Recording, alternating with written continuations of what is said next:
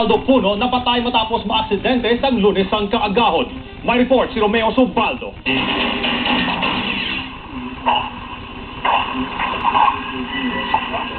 Ang video nga nagkuha sa Disaster Rescue Operative sa City of Cabangcalan po na DIRAC ng rescue team samtang ginaretrieve si Chief Inspector Benji King sa sulod sang adventure nga ginamanay o Lunes ang kaagahon. Sandig sa investigasyon sa traffic section sa Cabangcalan PNP, naglupok ang nawala nga ruida sa salakyan ni King nga nangin kabangdanan kun nga naglabog ini kag nabunggo sa puno sa bangkal sa may barangay Binikwil. Way ta kabalo kung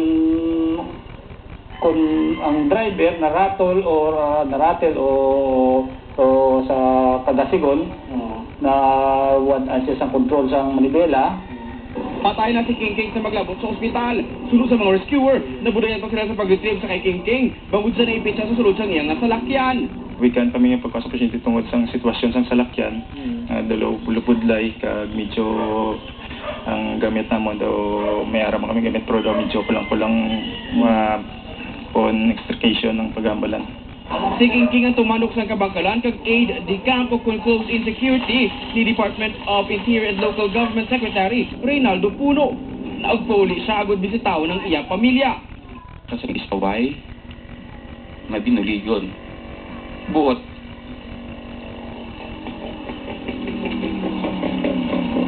Kanugon gani. Nahan sa karon ang iyang bangkay sa St. Peter's Funeral Home sa Cabangcalan. Romeo Subaldo, TV Patrol Negros.